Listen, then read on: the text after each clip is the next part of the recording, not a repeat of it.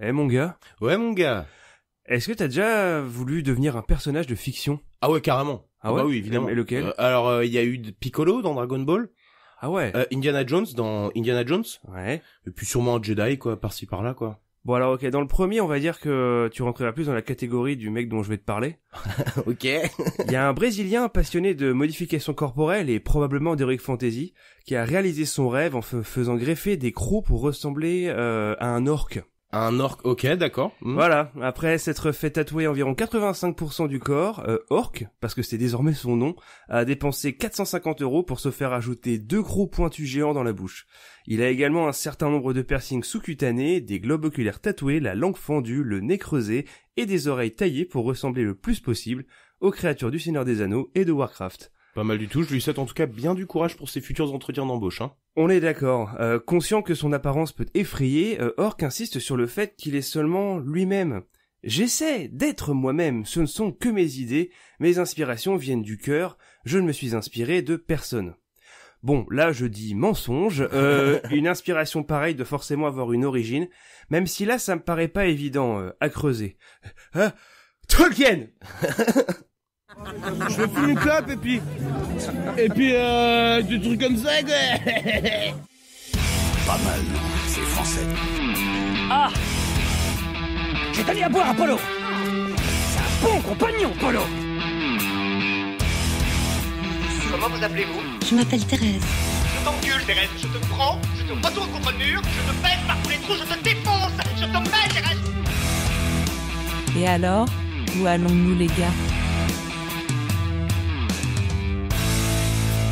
Dans ton cul.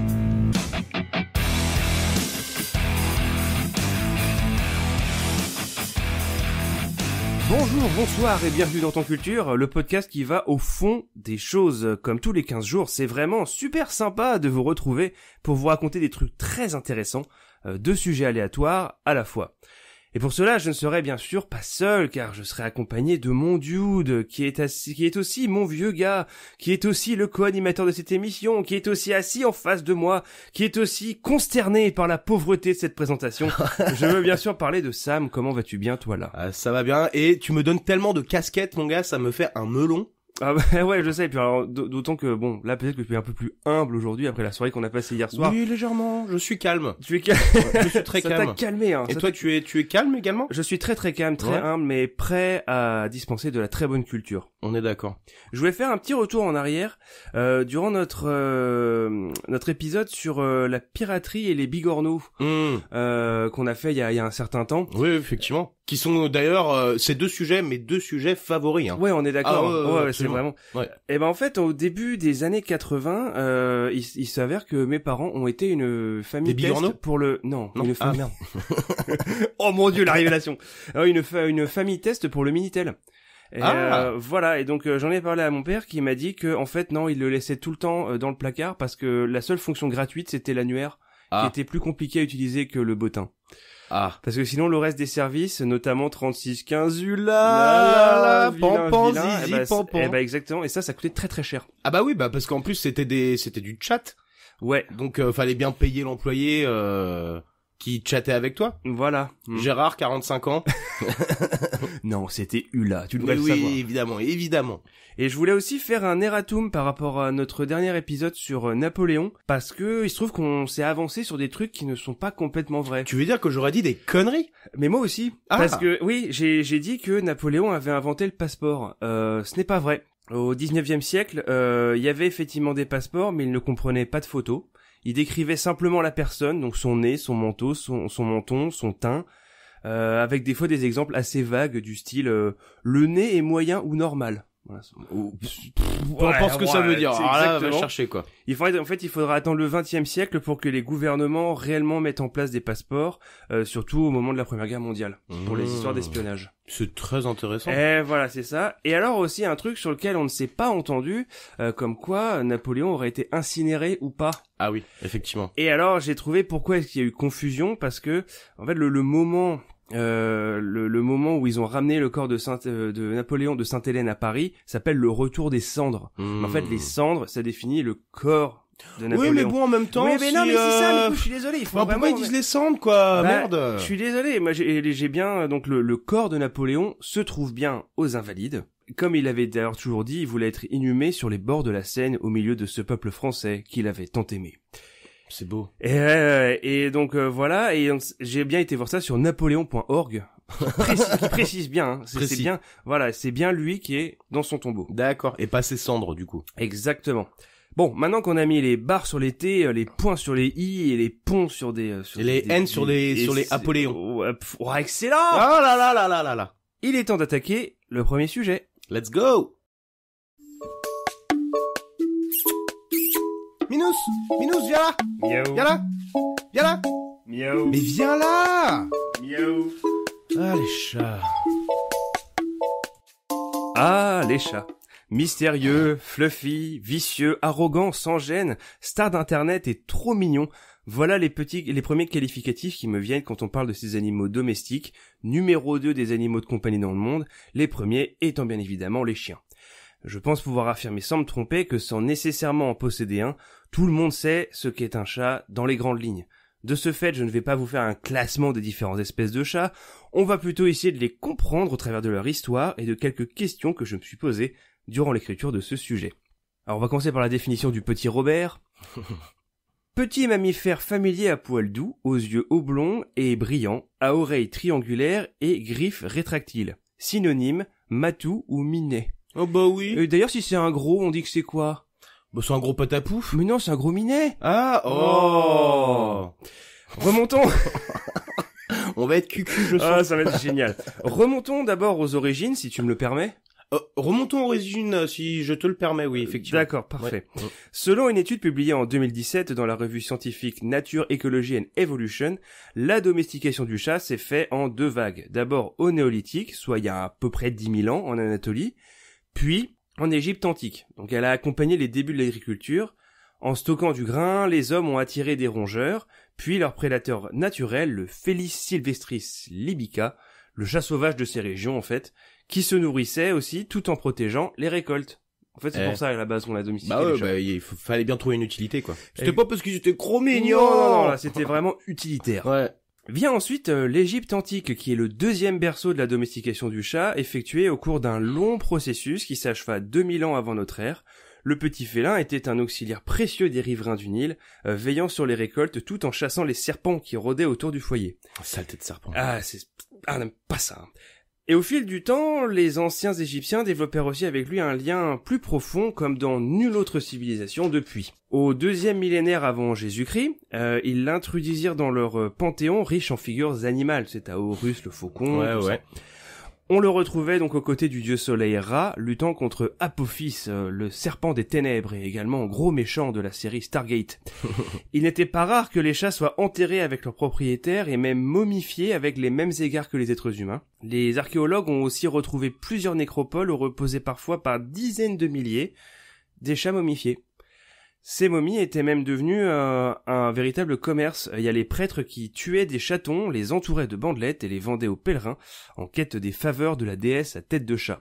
Pas trop sympa quand même ça, hein. Voilà, au-delà du fait que cette information m'emplit d'une tristesse immense, Sam, comment s'appelle cette déesse égyptienne à tête de chat? S'agissait-il de Sekhmet, de Bastet, de Nephthys ou d'Itinéris? je te vois bien, petit coquinou. C'est quoi le 3e? C'est Nephthys. Je veux dire Nephthys. Et c'est une mauvaise réponse. Non, la bonne réponse c'est Bastet. Ouais, je suis fatigué. C'est Bastet, la déesse égyptienne de la joie, du foyer, de la chaleur du soleil, de la maternité. Elle est aussi la déesse protectrice des femmes enceintes et des enfants. Elle détient le pouvoir magique qui stimule l'amour et l'énergie charnelle. Wink wink. Oh là là là. Parce que Sekhmet, c'était une déesse avec le corps d'une femme et le visage d'un lion. Elle était connue pour sa violence et sa puissance. C'était un peu une déesse associée au désert et à la guerre. D'accord. Et Nephthys, c'est la déesse du deuil. Nephthys était l'amie et la protectrice des morts. Elle était également la déesse de la nuit, des rivières, du sommeil et de la nature. Elle était multicarte. On pensait que Nephthys se tenait au bout des cercueils et emmenait les défunts en enfer. Et Itinéris est la déesse des réseaux mobiles et des téléphones portables qui nécessitent 10 minutes pour taper un message de 140 caractères. Et voilà, exactement. Voilà, là c'est bon, on a bien défini. On est carré. Placés sous la protection du pharaon, les chats étaient grandement vénérés. Quiconque en tuait un s'exposait à la peine de mort. Malheureusement, c'était pas forcément en étant jeté au crocodile, comme on a pu l'expliquer dans notre épisode consacré à ces reptiles. Clairement mon sujet favori. Ouais, bah moi aussi. Ah ouais? Ouais. Allez.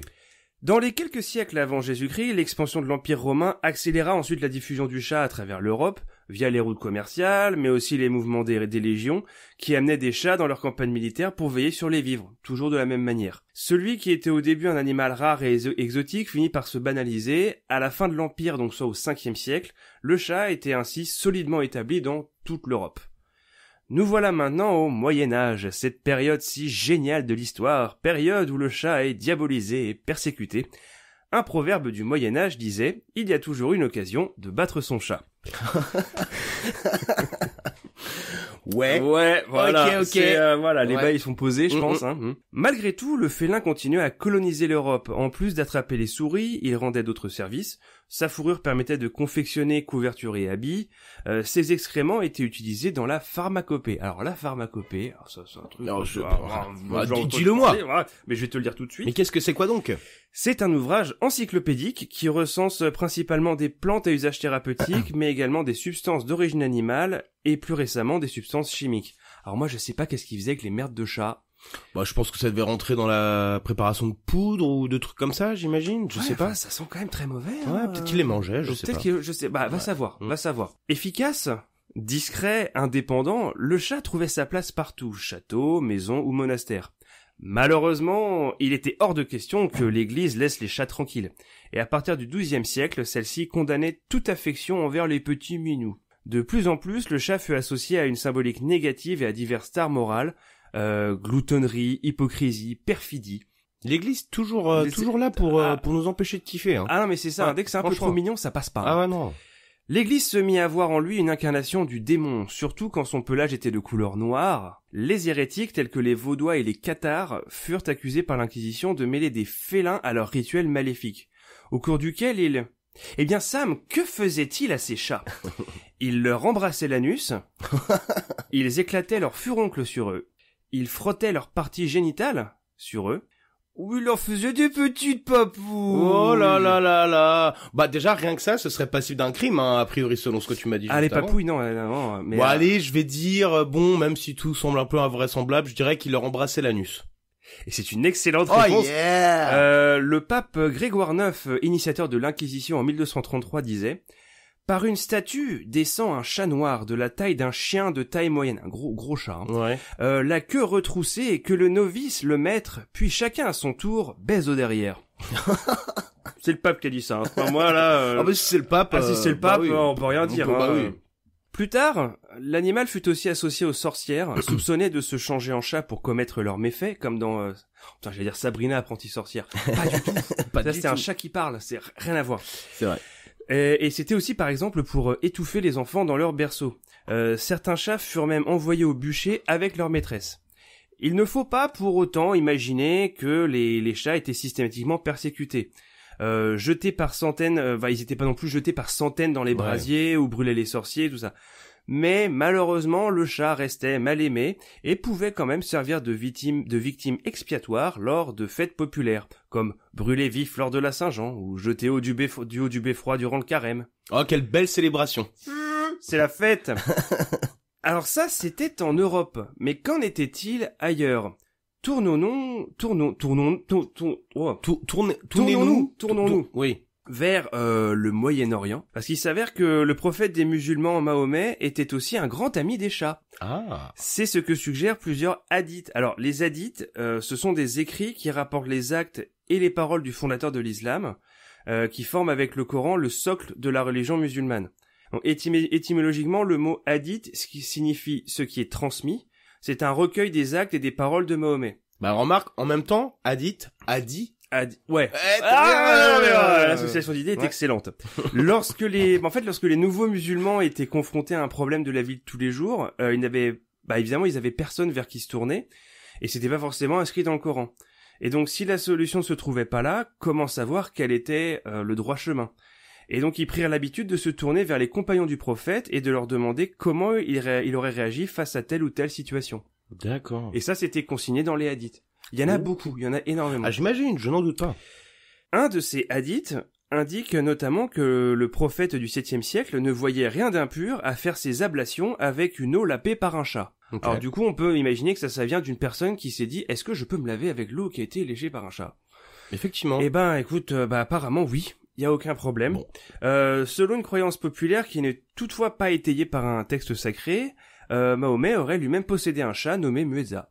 Mueza. Pas Fifounou non, voilà, non, il s'appelait Mueza. Ou Moustache ou ou Félix. Alors que l'Église a souvent vu le chat d'un mauvais œil, qu'on a bien pu le voir un petit peu avant, rien à voir avec l'islam où l'animal est considéré comme pur, admiré notamment pour sa propreté. Le chat est l'animal domestique quintessentiel de l'islam, écrit la spécialiste Noua Khouri dans Encyclopedia of Islam en 2008. Selon un autre hadith, l'amour des chats est un aspect de la foi. Donc vraiment, il kiffe.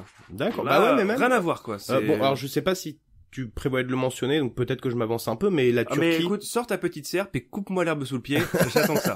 Mais la Turquie est connue pour être...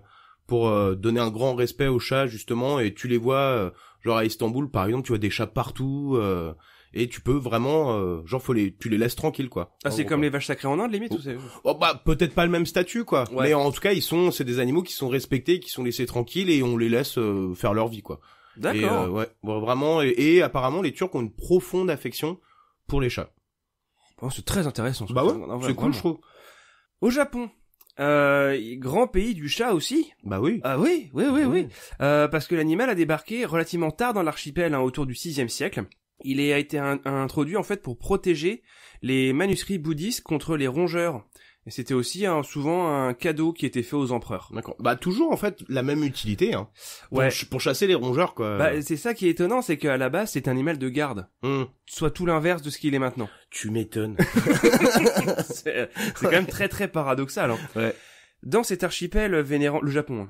Oui, bien sûr. Dans cet archipel vénérant les esprits de la nature, l'intrigant animal venu d'ailleurs se vit attribuer des pouvoirs surnaturels, tantôt maléfiques, tantôt bénéfiques.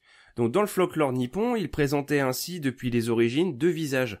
D'abord celui du Bake-Neko, le chat démoniaque capable de revêtir une forme humaine pour abuser les hommes. Donc on rejoint un peu les sorcières au Moyen-Âge chez nous. Ouais. À l'inverse, le Maneki-Neko est le chat porte-bonheur levant la patte en guise de salut. Un salut amical. Ah, c'est un truc japonais, ça? Eh mais absolument, parce que selon la légende, un chat fit un jour ce signe, donc c'est avec sa petite patine, il fit signe à un samouraï se tenant sous un arbre, le noble guerrier s'avança vers la bête et échappa du même coup à la foudre qui frappa le tronc. Depuis, le Maneki-Neko à la patte levée est devenu un cliché japonais, décliné en bibelot, accueillant les visiteurs à l'entrée d'édifices. Donc ça, c'est les petits chats dorés souvent qui balancent la patte, là. Même que tu vois dans des boutiques, des fois, ou dans des restaurants. Bah c'est souvent à l'entrée des boutiques, ouais. Donc voilà, c'est vraiment tout le kawaii. Alors là, on va arriver à la séquence où je vais essayer de répondre, je vais répondre à des questions que je me suis posées sur les chats, mais vraiment les chats de notre époque. Donc tu vas t'auto-poser des questions, quoi. Ouais. Ouais, exactement. Okay, et je vais y répondre aussi. Ok. C'est un truc, tu sais, je fais tout là. Trop bien. Pourquoi est-ce qu'ils font tomber des trucs? Tu sais, quand ils sont sur un meute, ils vont pousser. Tout moi j'ai la réponse. Tu sais, alors vas-y, je t'en supplie. C'est des connards. Eh bien, pas que. Faire tomber un objet est un excellent moyen d'attirer notre attention et de, par exemple, nous faire sortir du canapé pour nous emmener près d'une porte ou de sa gamelle. Et à chaque fois qu'un objet tombe d'une surface haute, nous nous précipitons pour le ramasser. Et ils le savent. Pour le chat, c'est donc une récompense, un résultat positif qu'il pousserait à recommencer, ce qui crée un véritable cercle vicieux. Ah ouais, donc en fait, du coup, faudrait laisser l'objet par terre, en fait, finalement. Exactement, parce que, de toute façon, puis je dis ça en tant que propriétaire de chat, t'auras beau lui dire, mais t'es con, t'es chiant, arrête! En fait, lui, il s'en fout parce qu'il a eu ce qu'il voulait. T'as beau arriver en rousse pétant, il s'en fout complètement. Non, mais lui, il a eu ce qu'il voulait. C'est eux les boss du game. Exactement, parce que, ils nous observent. Ils savent comment on fonctionne. Absolument. Tiens, on pense qu'ils sont bêtes. Bon, ils le sont un peu, mais ils savent. Même honnêtement, c'est pas le sujet, mais les chiens sont un peu comme ça aussi, parce que bon, ils observent les comportements de leurs humains, quoi. Ouais. Et pour être moi-même un propriétaire de chien, je veux dire, des fois maintenant, je commence à comprendre que il sait comment que telle attitude ou tel comportement qu'il va avoir va générer chez moi une certaine réaction. Ouais. Et du coup, des fois, il joue avec ça, quoi. Ouais, c'est ça, il sait comment te trigger, en fait. Ah, bah, carrément, ils sont pas cons, les animaux. non, mais hein. faut pas croire, faut pas croire.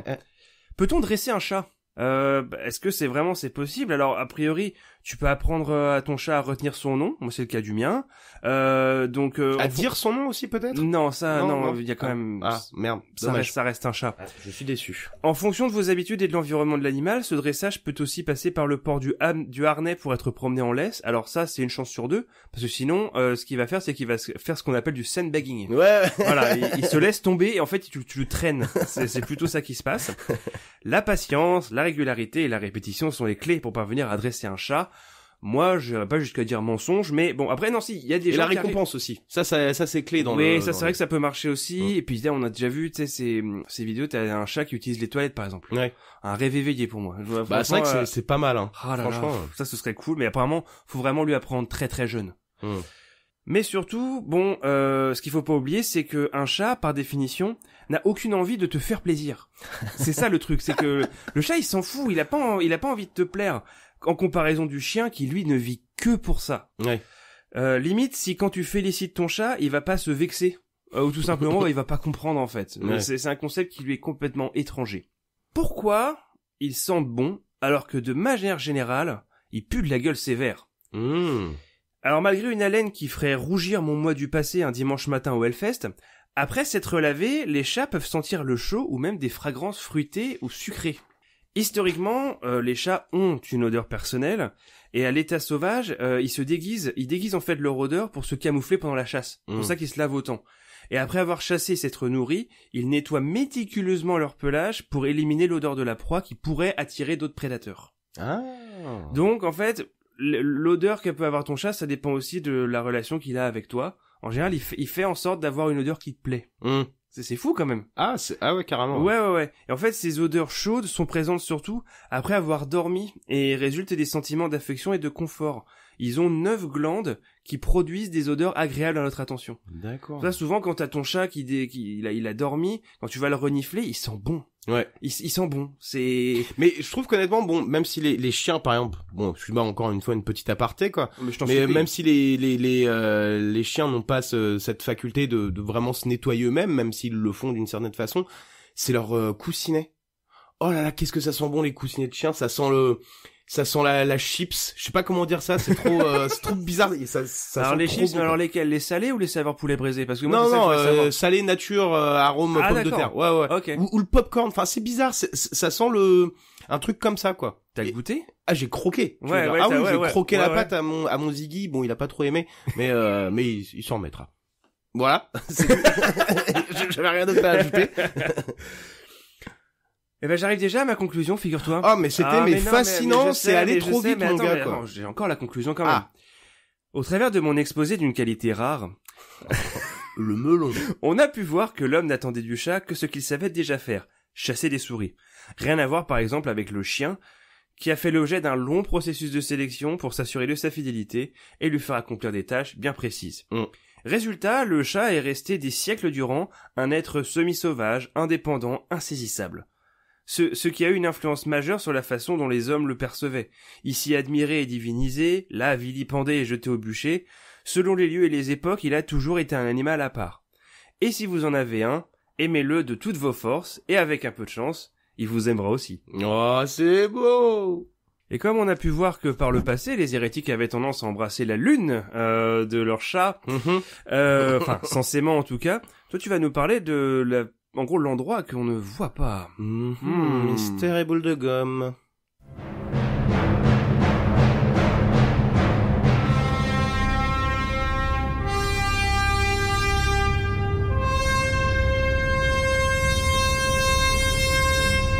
La fin que j'ai de la lune.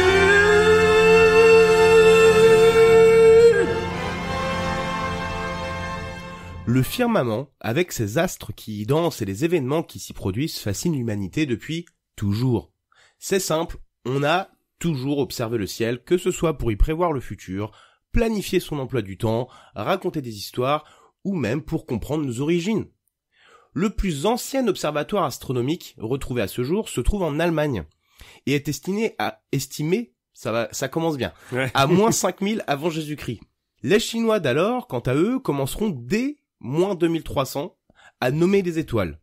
Et ils témoigneront également pour la première fois dans l'humanité en moins 1375 d'une éclipse de soleil et également du passage de la comète de Halley en moins 240. En Grèce, au VIe siècle avant notre ère, les philosophes Pythagore et Parménide émettront l'hypothèse que la Terre est sphérique, et ce dernier affirmera même que la Lune emprunte sa lumière au Soleil. Et ils avaient quand même de la suite dans les idées, les gars. Les mecs, ils étaient très inspirés quand Ah, même. bah, Déjà, ils avaient le temps d'observer le Soleil. Ils avaient que ça. Ils avaient pas TikTok, hein. Ouais, carrément. Voilà. Mais ce ne sont que des exemples d'observation du ciel, mais il y en a eu bien sûr des tonnes, toutes cultures, civilisations et époques confondues. Malgré tous les efforts faits, on n'a jamais pu observer la face cachée de la Lune. Car aujourd'hui, on est capable de voir très loin, très loin. En 2022, par exemple, le télescope Hubble a observé l'étoile la plus lointaine jamais observée, nommée Earendel, qui veut dire étoile du matin en vieil anglais, à une distance de 28 milliards d'années, mon gars. C'est quand même fou, quoi. Les lumières, tu veux dire? Oui, bien sûr. Absolument. 28 milliards d'années, c'est dans longtemps, quand même. Ouais. On est d'accord. La face cachée de la Lune se trouve, comme son nom l'indique, sur... La Lune. Ouais, bien joué. Première bonne réponse pour toi. C'est-à-dire qu'elle se trouve du côté opposé à la Lune. Voilà. Ouais, t'as vraiment fait des sacrées recherches. Hein. Là, j'ai sens fait que beaucoup t'as d'efforts tout pour ce donné, sujet. ouais. Absolument. Mais alors, comment sait-on que la face cachée de la Lune se trouve sur la Lune si on ne peut pas l'observer directement? Tu veux dire qu'il y aurait un complot derrière Non, tout ça? là. Que je vous rassure tout de suite, on l'a observée, et ce, à plusieurs reprises. Elle a été photographiée pour la première fois en 1959 par une sonde soviétique et observée directement par un astronaute américain en 1968 lors de la mission Apollo 8. Voilà, donc on sait qu'elle existe, la face cachée de la Lune. Ce n'est pas un complot. Mais avant de parler de la face cachée, il faut d'abord parler de la Lune, évidemment. Celle-ci est l'unique satellite naturel de la Terre, et avec un diamètre d'environ 3500 km, elle est l'un des plus grands du système solaire. Elle est en rotation synchrone avec la Terre, ce qui fait qu'elle présente toujours la même face à la Terre donc, et sa géologie se compose principalement de cratères et de mers lunaires, qui ne sont ni plus ni moins que des plaines, en fait, et opère une révolution autour de la Terre en environ 27 jours. Et alors, Goth, à quelle distance se trouve la Lune de la Terre? Se trouve-t-elle à 184 000 km, 364 000 km, 384 000 km ou 184 km? Car oui, en fait, elle est toute petite. Oui, d'accord, ouais. Soit à peu près la distance Rennes-Dinan. C'est à peu Voilà. près ça, c'est toujours à peu près ça l'échelle, hein. On est d'accord. Alors, 184 000, 364 c'est vrai que je 000, connais la réponse. 384 000. C'est 384 000 km. Et c'est une excellente réponse. Allez, mon gars, mais c'est parce que j'ai vu Moonfall. Ah bah voilà, mon gars, bah voilà. Si tu veux parler de divertissement de qualité, là. Ce chef-d'œuvre du cinéma. Absolument génial. Ouais, on est d'accord. On est d'accord. Ceci dit, ce chiffre est conjoncturel, hein, car tous les ans, la Lune s'éloigne de plus en plus de la Terre. De environ 3,8 cm par an, environ. Ah, ouais, ok. Ouais, j'étais là. Bah, 3,8 cm par an à une distance de 384 000 km, ça reste quand même relativement anecdotique. Il va falloir attendre très longtemps pour qu'on commence à percevoir le... Oui, ou que ça ait des effets sur les marées. Ouais, voilà, exactement, quoi. Quant à son existence, enfin sa création, l'hypothèse la plus communément admise aujourd'hui est que sa création est due à un impact entre la Terre et une autre protoplanète à l'époque nommée Theia. Il y a de ça 4,5 milliards d'années, et dont les éclats qui ne sont pas devenus la Terre deviendront alors la Lune. Voilà. Concernant... voilà. Non, mais je voulais souligner le fait que tout ce que tu dis pour l'instant c'est très intéressant. Très intéressant. Oh, c'est très Oh, merci, ça me va droit au cœur. Concernant sa rotation, ou son absence de rotation plutôt. Alors en fait... Oui, alors, non mais vas-y, je t'en supplie. Non, vas-y, bah t'allais dire quelque chose. Non, mais parce que t'en j'ai prie. toujours trouvé ça très très étonnant que, en fait, que la Lune ne tourne pas sur elle-même. Parce que, t'as toujours cette idée que comme elle tourne, donc du coup, il y a forcément une force qui s'applique également sur elle, vu qu'elle est déjà elle-même en train de tourner. Alors que non, en fait, vu qu'il n'y a pas de friction dans l'espace.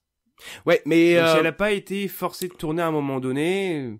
Mais en fait, elle effectue techniquement une rotation. Sauf que c'est pas une rotation sur elle-même. Voilà, mais pas sur elle-même. Mais Mais malgré tout, elle effectue quand même une rotation, elle fait un tour complet d'elle-même, autour de la Terre, ceci dit. Tu vois ce que je veux dire? Pas du tout. En fait, elle tourne pas comme ça sur elle-même. Bon, vous allez pas comprendre les gens qui nous écoutent, mais bon, en gros, par le fait d'effectuer une rotation autour de la Terre, bah, elle change, en fait, de face, par exemple, qu'elle va présenter, tu vois, quand on la regarde d'un endroit, et quand on la regarde d'un autre, genre, en dehors de la Terre, bah pas forcément, elle va pas nous montrer la même face. Ah, donc, mais ça y est, j'ai compris. Bien sûr. Elle fait une rotation, tu vois. Voilà, c'est ça. Mais bon, voilà, je me suis un peu, non, mais ton explication était très très claire. Oh, je suis pas sûr. Mais bon. Bah écoutez, vous nous le direz dans les commentaires. En effet, celle-ci, avant donc d'avoir la rotation qu'on observe aujourd'hui, celle-ci a subi un verrouillage gravitationnel sur le temps et ce qui a fini par figer la Lune, ce qui fait que maintenant elle ne nous présente plus qu'un seul côté. En plus de cette conséquence très visible, l'éloignement progressif de la Lune est dû à cette absence de rotation sur elle-même, et la Terre elle-même subit ce verrouillage. Ce qui fait que la Terre ralentit, en fait, mais bon, encore une fois, sur des milliards et des milliards d'années, quoi. Ouais. Voilà. Mais bon, tôt ou tard, enfin plus tard que tôt d'ailleurs, la Terre finira par se figer aussi également, à cause de la Lune. Et là, on pourra dire que ce sera bien la merde. Ouais. Ouais. Bon, je pense qu'à mon avis, on sera plus là d'ici là. On aura un peu le temps de le voir venir aussi. Ouais, il y a moyen. On mettra des grosses roquettes sur la Terre pour qu'elle continue à tourner. Ouais, des fusées. Ouais, des fusées, mon gars. Ouais. Mais carrément. Cependant, donc, la Lune n'est pas complètement figée, car en pratique, environ 59% de la surface de la Lune est visible, en raison de l'effet de libration, qui est une oscillation lente. En fait, ce qui fait qu'elle bouge un peu, en fait, la Lune, tu vois. Ce qui fait qu'on voit plus que la surface visible de la Lune. On voit, en fait, selon comment elle est axée, bah, en fait, on peut voir, des fois, la surface, la face cachée de la Lune, qui est généralement cachée vis-à-vis de la Terre, quoi. C'est quand même fou, ça. Bah ouais, donc du coup, c'est-à-dire que la face cachée est pas si cachée? Bah, on en voit 9%.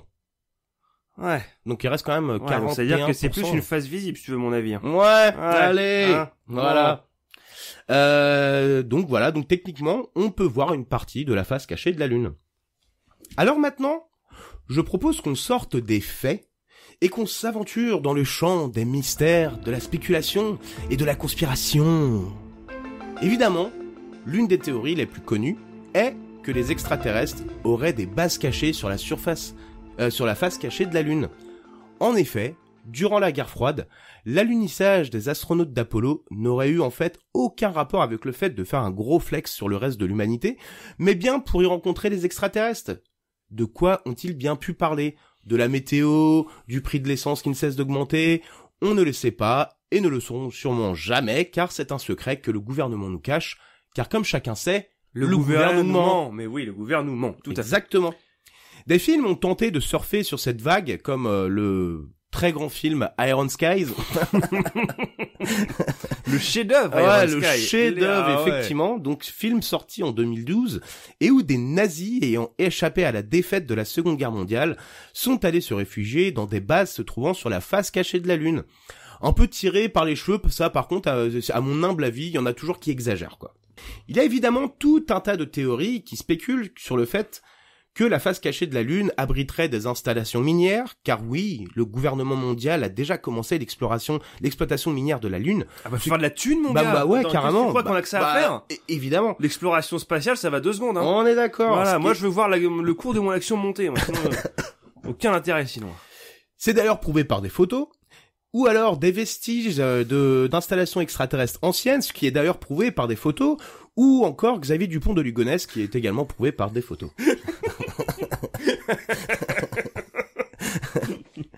La théorie, à mon avis, a un peu plus de bagages, et il y a plus de documentation pour l'étayer. Goth, quelle est cette théorie? Que la Lune est en fait une meule de fromage? Que la Lune est en fait un spot lumineux? Qu'elle est en fait un portail vers un autre monde? Ou alors qu'elle est creuse? Quelle est la plus célèbre de cette théorie? Bah du coup, je suis un peu biaisé par Moonfall. Encore une fois, chef-d'œuvre du cinéma. On est d'accord. Moi, je dirais que c'est qu'elle est creuse. Et c'est une bonne réponse. Allez! Effectivement, c'est ça. Je m'explique. Donc d'autres chercheurs de vérité, comme on les appelle dans le milieu, pense que la Lune serait en fait creuse et que l'accès à ces espaces sous la surface se ferait depuis la face cachée de la Lune. Tout d'abord, la croûte lunaire, pour première preuve, la croûte lunaire est moins épaisse que celle de la Terre. C'est effectivement un fait. Voilà pour la première preuve. Ah, c'est tout? C'est extrêmement décevant. C'est Oh là là. c'est la même réflexion que je me suis Ça faite, me quoi. rappelle un peu comme quand on avait parlé de la théorie de la Terre plate. Ah, qui est d'ailleurs mon sujet favori. Ah ouais, bah ça je sais bien. Ah, ouais. absolument. Et c'est un peu pareil, c'est genre des arguments qui reposent sur 4 mots comme ça. Ouais. Parce que c'est ça, genre la Terre est plate et juste la gravité n'existe pas, c'est un fait. D'accord. Ok, merci. Ok, la météo maintenant. Ouais, d'accord. Mais bon, là, c'était juste un peu pour la blague, quoi. Mais par contre, il y a quand même vraiment toute une élaboration de cette théorie. Comme quoi, d'ailleurs, la Lune sonnerait, pour prouver que la Terre est creuse, la Lune est creuse, elle sonnerait comme une cloche.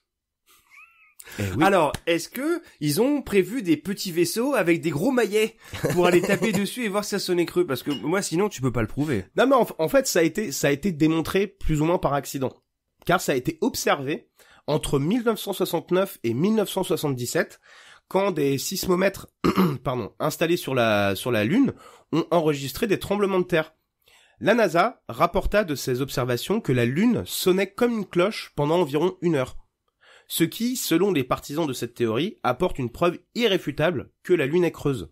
Les missions lunaires suivantes, cependant, viendront contredire cette théorie, car il s'agit en fait de séismes se produisant assez près de la surface lunaire, dans un sol plus meuble et moins dense. Et donc, ce qui expliquerait que, en fait, il y ait une sorte d'effet de résonance, et voilà. Ouais, mais j'avoue que c'est juste moins rigolo que le fait qu'elle soit creuse, quoi. Bah non, donc Voilà. on va dire qu'elle est creuse. On va dire hein, qu'elle c'est est mieux. creuse, hein. Ouais, on est d'accord, Ouais, mais peut-être que même elle est creuse et qu'en son centre, il y a une grosse boule de fromage. Moi, Donc du coup, là, on mêlerait deux, voilà, ouais, voilà, exactement. ok. Mhm. D'accord. Et que du coup, pour nous cacher tout ça, en fait, on nous fait croire que c'est un spot lumineux, alors qu'en fait, pas du tout. Voilà. Donc voilà, 3 théories en une. Ouais, un Parfait. fromage lumineux. Ouais, allez, vas-y, continue. Allez, on est d'accord. Donc toujours pour étayer cette théorie que la Lune, est creuse, d'autres hypothèses sont venues se rajouter à ça, notamment celle selon laquelle la Lune serait artificielle et que sous la surface se trouverait un vaste complexe de machines et autres mécanismes. Cette théorie est avancée en 1970 par Mikhail Vassin et Alexander Shcherbakov. Ah, c'était douloureux. Hein. Ouais, c'était dur à prononcer. De l'Académie des... Non mais attends, son nom de famille commence par les lettres SHCH. Ouais, non mais... Bon bref, Shcherbakov, on va l'appeler comme ça. Donc 2 scientifiques de l'Académie des sciences de Russie qui proposent que la Lune est en fait un vaisseau spatial. La révélation a eu certaines répercussions et on en parla même jusqu'en Occident. Ils basent leur hypothèse sur les observations de Josif Shklovsky, un astrophysicien soviétique, qui suggéra, lui, que la lune de Mars, Phobos, serait probablement creuse. Attends, tu veux dire que ces découvertes ont été faites par des communistes? Mais mon gars, des communistes, quoi. Exactement. Incroyable. Voilà, On les retrouve à chaque encablure. Mais c'est pas possible. J'avais pas prévu d'en parler. Ah ouais, mais non, voilà. Ouais, mais même inconsciemment, tu vois. Ouais, j'en rêve la nuit. Mais bon, bref. Dans ton international, dans ta tête. Toute la nuit. Exactement. On en peut c'est plus. ça. Ouais. Alors pour le coup, pour l'histoire de la lune de Mars Phobos, je vais pas rentrer dans les détails, mais en gros, Shklovsky, en observant la rotation de Phobos autour de Mars, émet l'hypothèse que la surface du satellite ne serait qu'une fine couche de métal et que l'intérieur serait creux. Voilà. Alors, on a vraiment un running gag, mais c'est Moonfall, hein. C'est encore une fois, c'est Moonfall. Je veux dire, ce film est nul, mais en plus, il se base que sur des théories conspirationnistes et complètement fantoches. Enfin. Ouais, mais c'est là que c'est quand même étonnant, c'est que quand même, ces théories, donc, qui sont maintenant des théories conspirationnistes, évidemment, elles sont quand même basées à la base sur des théories scientifiques, quoi.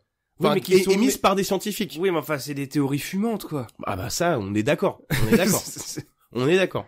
Vient de s'ajouter à ça que le fait que les éclipses solaires ne soient possibles uniquement du fait que, vu de la Terre, la Lune et le Soleil font à peu près la même taille, bah c'est pas possible en fait, quoi. C'est juste pas possible, quoi. C'est bien la preuve que la Terre, que la Lune est artificielle et que tout ça n'est qu'une vaste machination. Donc en gros, ça dirait que la Lune a été construite sur mesure. Exactement. Ah oui, parce que l'artificiel. Mais oui, je suis Bah oui, bête. bah Ah, voilà, mais oh là là. là. Non, mais excuse-moi, j'ai été inattentif à l'évidence. Ça me rappelle d'ailleurs ce que disent souvent Michel du Central AED. Eh bah tu vois, moi aussi, quand je dresse mon ballon de rouge devant le soleil, ça fait une éclipse et j'en fais pas toute une histoire. Bah ouais. Bah voilà, tu vois, lui il a tout compris. Non mais Michel... Non, mais Michel, de toute façon... ouais. Non, mais lui, en fait, il a tendance à vraiment bien remettre l'église au centre du village. Mais carrément, Ouais, ouais. Et le ballon de rouge au centre de la table aussi. Exactement. Mais que à aider, par contre. Mais que à aider. Ouais. Que au central de aider. Cette théorie, quoi qu'il en soit, nourrit pas mal d'œuvres de science-fiction, comme évidemment, comme tu en as parlé, Moonfall, film de Roland Emmerich, qui, à mon humble avis et en toute nuance, est quand même un sacré film merdique. Je pense peut-être le pire qu'il ait fait, honnêtement. Ouais, pourtant, c'est dommage, parce que le concept de base est cool. Mais... Honnêtement, le trailer, la bande-annonce, c'était cool. Ouais. Non, Mais alors, le film.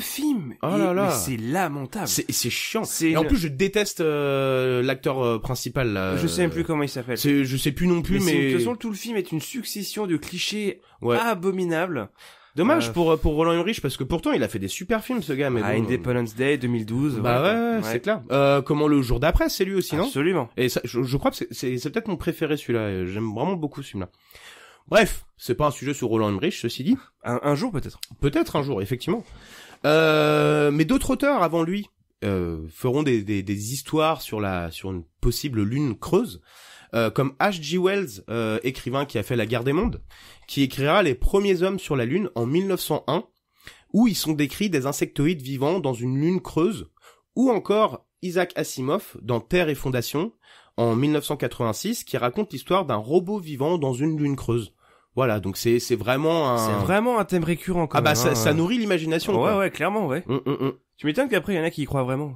Bah oui, bah voilà, évidemment. Puis en plus Genre, de ça, il y a t'as au moins 3 auteurs qui en parlent, bien scientifiques. ah non, donc mais ça doit être vrai, hein. il y en a d'autres encore, hein. Il y en a vraiment pas mal, quoi.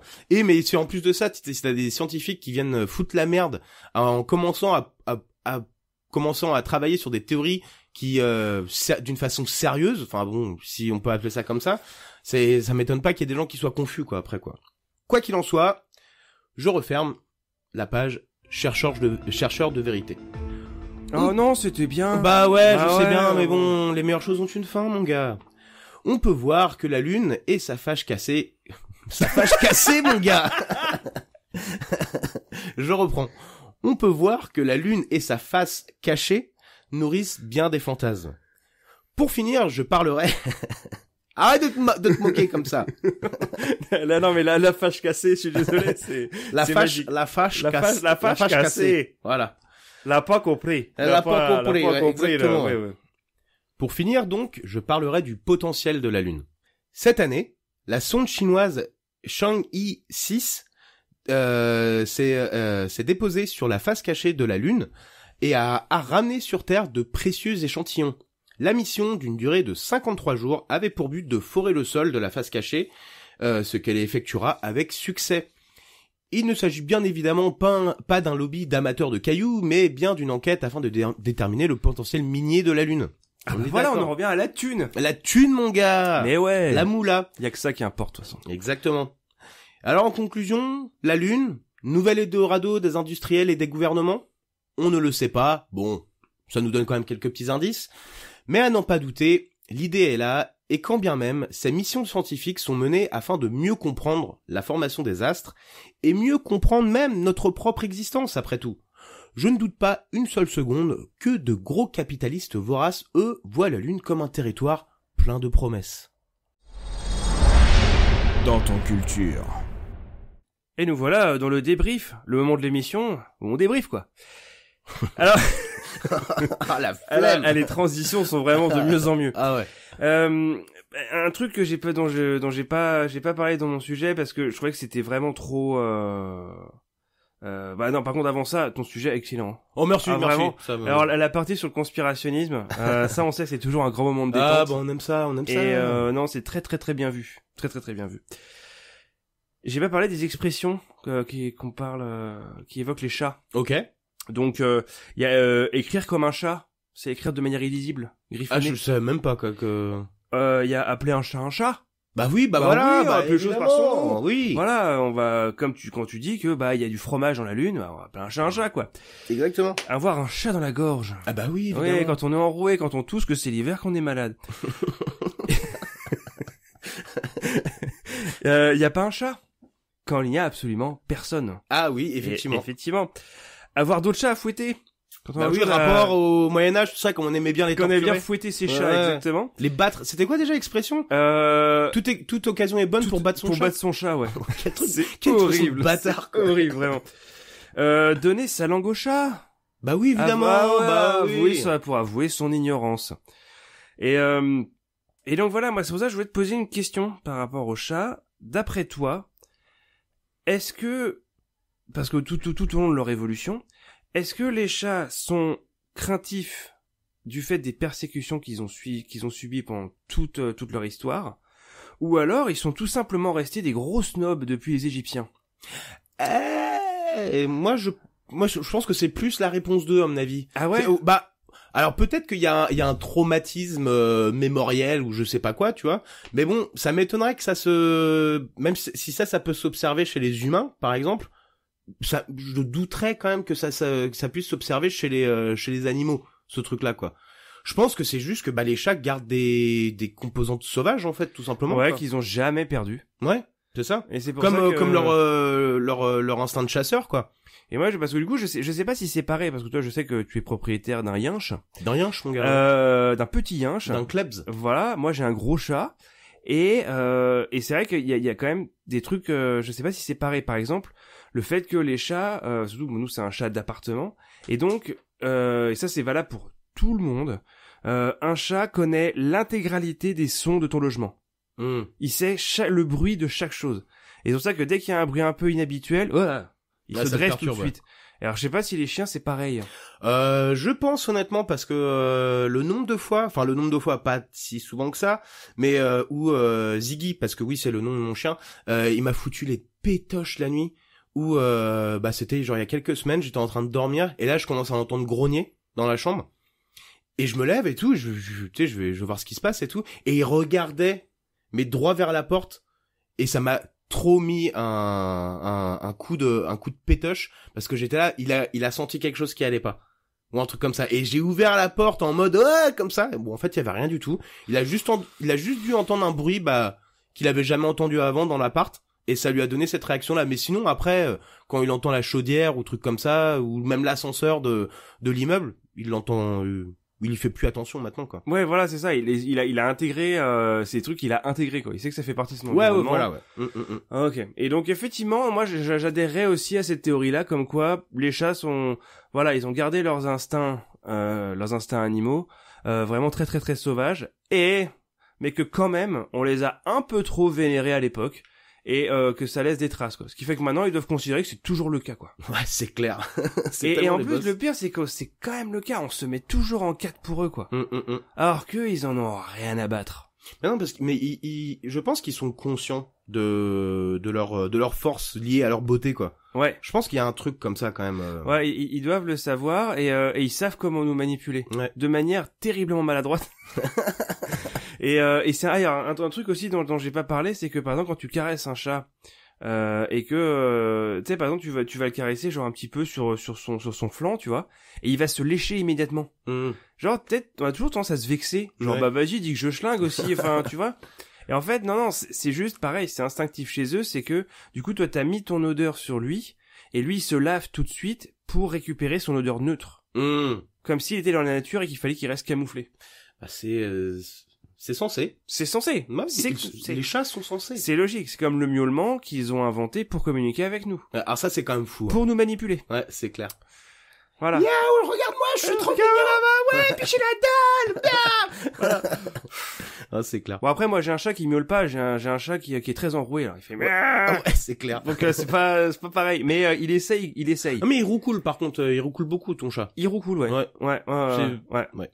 Et alors au niveau de la face cachée de la lune, sur quoi voulais-tu ouvrir le débat? Je m'étais dit peut-être que j'allais inclure ça dans le sujet, mais en fait non, parce que du coup c'est trop scientifique et honnêtement ça aurait été chiant d'en parler, mais juste rapidement, c'est juste que la surface de la face cachée de la lune et de la face visible sont très différentes. Ah bon? Et ah ouais, absolument. Et même bizarrement, la face cachée de la Lune est plus épaisse que la face visible de la Lune. Ce qui est bizarre parce que tu te dis, bah tu vois, avec les chutes d'astéroïdes et tout ça sur la Lune, qui a priori c'est plus la face cachée qu'on aurait pris. Ouais. Mais en fait, selon certaines théories, il y a une théorie qui spécule que en fait, il y aurait eu un astéroïde gigantesque qui serait passé il y a des milliards d'années, encore une fois, entre la Terre et la Lune. Et en fait, avec le champ gravitationnel qu'elle aurait généré, elle aurait en fait arraché une partie de la couche de la surface de la face visible de la Lune. Mais que d'un côté.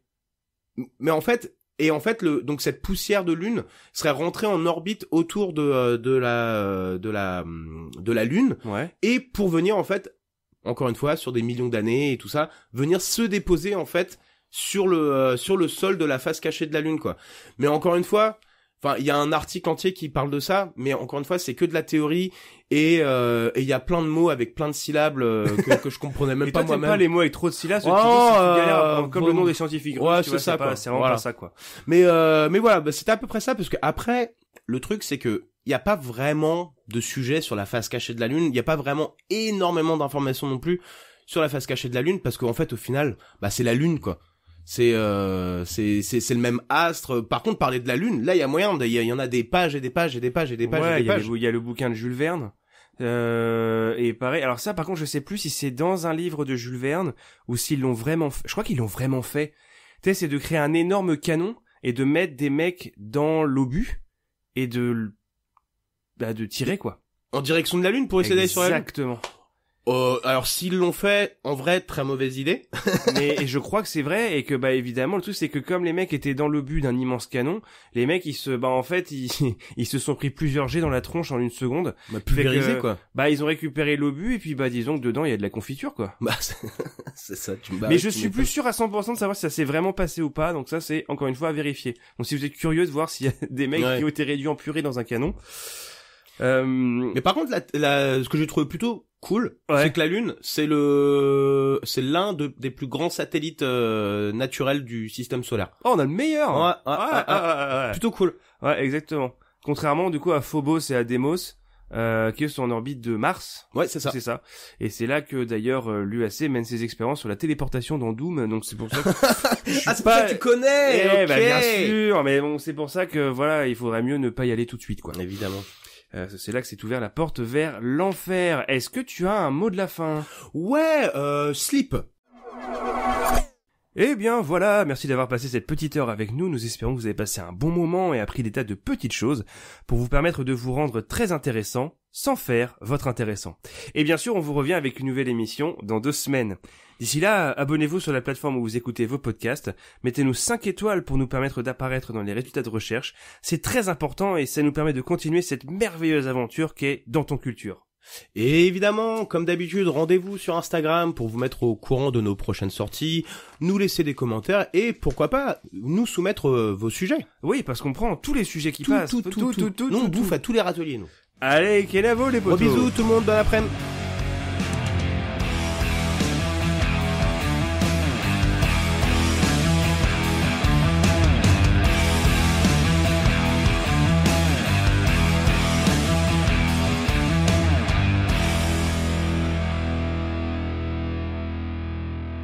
Je suis pas ton pote, mon gars. Et moi, je suis pas ton gars, mec. Oh, c'est pas ton mec, mon pote. Je suis pas ton pote, mon gars. On n'est pas tes gars, mec. Je suis pas votre